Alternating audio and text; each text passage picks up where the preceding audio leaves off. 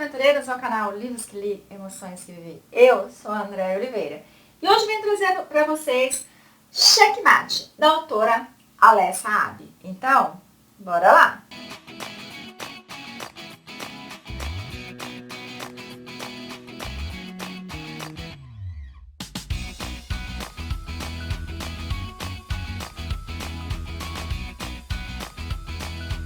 Cheguei, aventureiros, com mais uma dica de leitura aqui nesse canal. Lembrando que o vídeo de hoje vai especialmente para a Letícia Gomes, que foi quem solicitou que eu trouxesse essa história para compartilhar com vocês.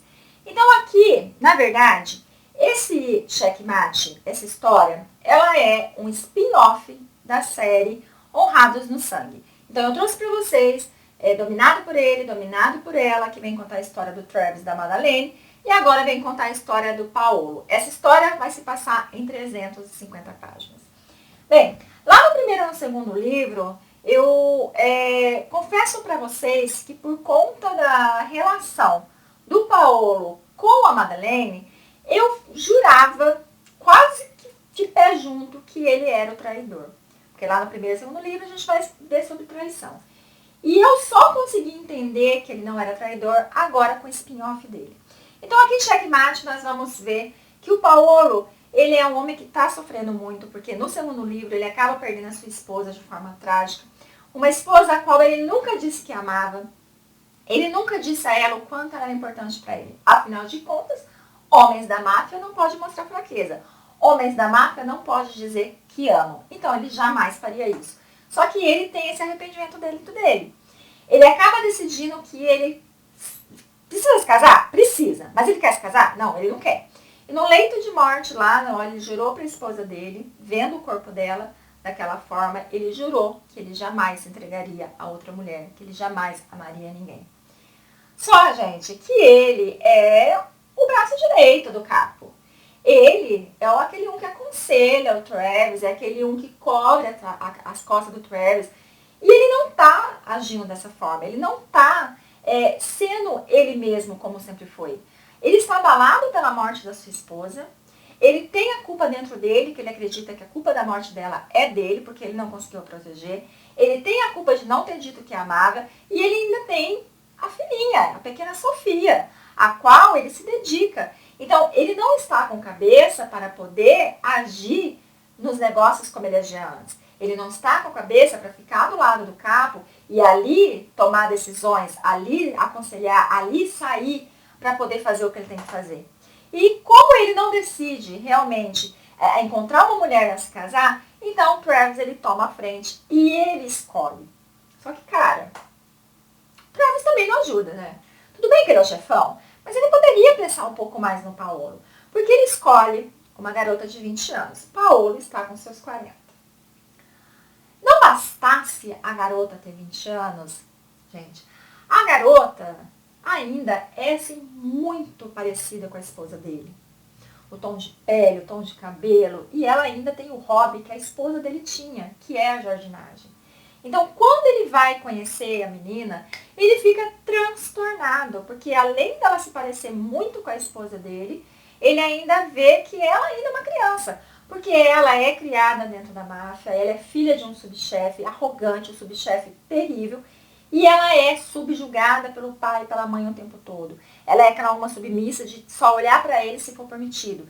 E ele percebe isso, e é esse tratamento frio dos pais dela que faz com que ele não desista dessa loucura de casar com aquela menina que ele vê como criança, porque ela está parecendo uma criança no modo de se vestir.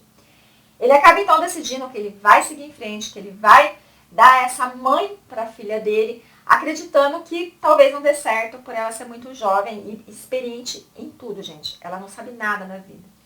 Ele se casa no dia do casamento, ele acaba percebendo que tudo aquilo ali não é nada do que aquela garota gostaria, não tem nada a ver com a cara dela, e ele fica mais com raiva ainda do pai e da mãe dela, do jeito que eles agem. Ela vai então para a casa dele, e olha como ela é, gente do céu, ela vai se casar com um homem que ela não conhece, ok. Ela é obrigada, então não tem como ela dizer que não quer, mesmo ele sendo bem mais velho. Só que ela vai para a casa dele sabendo que ele tem uma filha, mas ela não sabe a idade dessa criança. O que ela fez? Ela começou a ver livro de criança, porque ela sabia que era uma criança pequena, mas não sabia a idade. E a Sofia tem 9 meses. Ela acabou estudando sobre várias etapas de criança, várias coisas, para poder chegar preparada para cuidar daquela criança. E ela se sai muito bem. E esse se sair muito bem faz com que o Paulo comece a ficar em dúvida dos seus sentimentos. Gente, uma coisa que eu não contei. Eu preciso contar.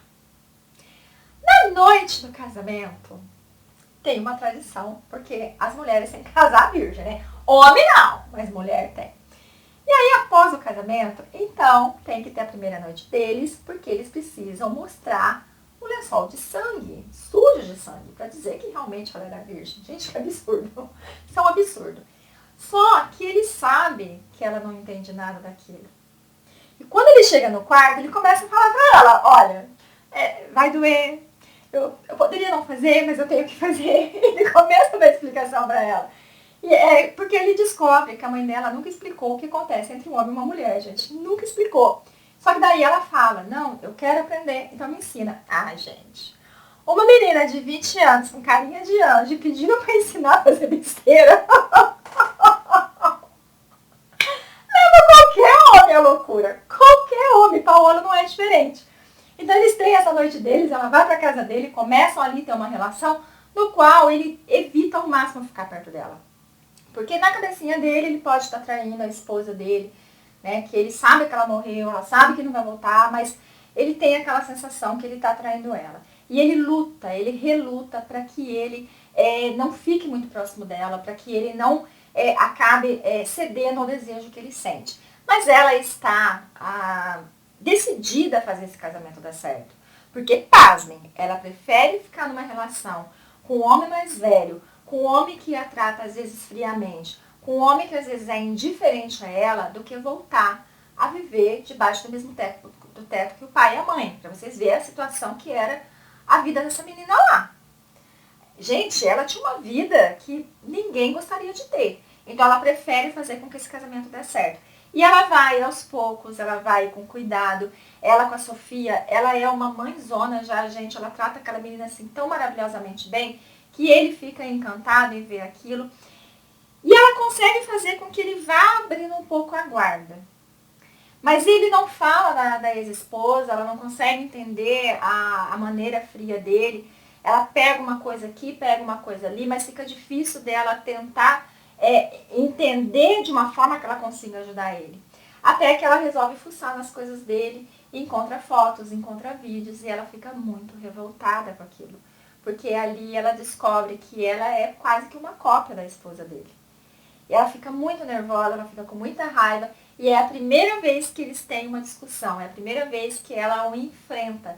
Porque quando ele pega ela com aquelas coisas olhando, ele perde assim totalmente a lucidez dele.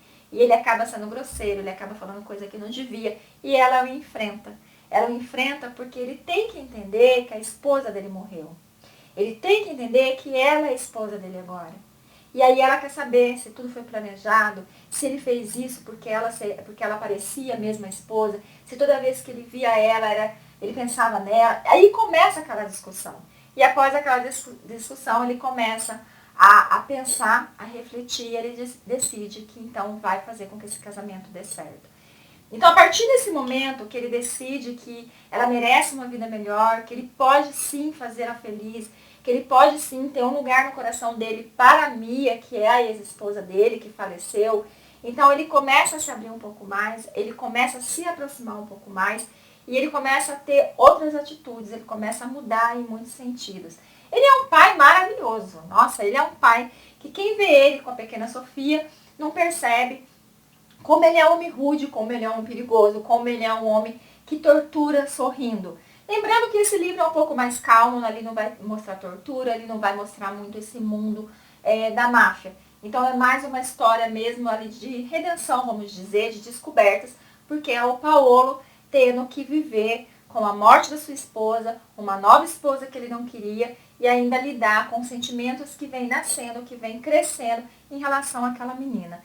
Lembrando que o momento deles são muito quentes, porque, gente, ela é calma, eu posso saber de nada não, meu filho, mas eu aprendo rapidinho. Ah, ainda mais com um professor como você, eu aprendo rapidinho. E ela é daquela que ela está sempre à disposição, que ela está sempre querendo fazer loucura e está sempre querendo descobrir coisas novas, fazendo com que o Paolo, gente, não aguente. Porque como que ele faz com uma menina linda daquela, uma menina cheia de desejo e que fica querendo coisas novas o tempo todo? Ele não aguenta, gente. Então ele cede mesmo e eles começam a ter essa interação que você vai vendo a construção disso tudo, você vai vendo como é a interação dos dois, como é a interação da pequena Sofia. E é muito bacana essa história. Eu digo pra vocês que é uma história assim bem romântica mesmo, pelo menos no meu ponto de vista, viu?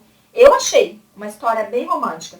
Porque a história do Travis e da Madeleine teve um pouco mais de drama, teve um pouco mais assim de brigas, de indecisão, né? Foi um livro mais assim.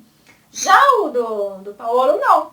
Do Paolo foi uma coisa mais assim, direta, foi uma coisa sem muito acontecimento. Tanto é que é só 350 páginas, né? Então, a autora não esticou muito. Então, esse spin-off é muito bacana. Eu simplesmente adorei esse spin-off. E lembrando que quando lembrar o nome dela de novo, a Letícia pediu, eu procurei ele, mas eu não tinha visto os dois primeiro. Aí eu acabei indo atrás mais a fundo, li os outros dois, e aí por isso que eu tô trazendo isso agora.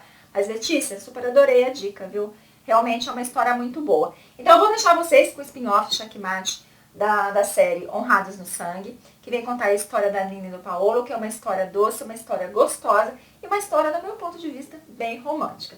Então eu agradeço muito pela sua companhia, fiquem com Deus e até a próxima.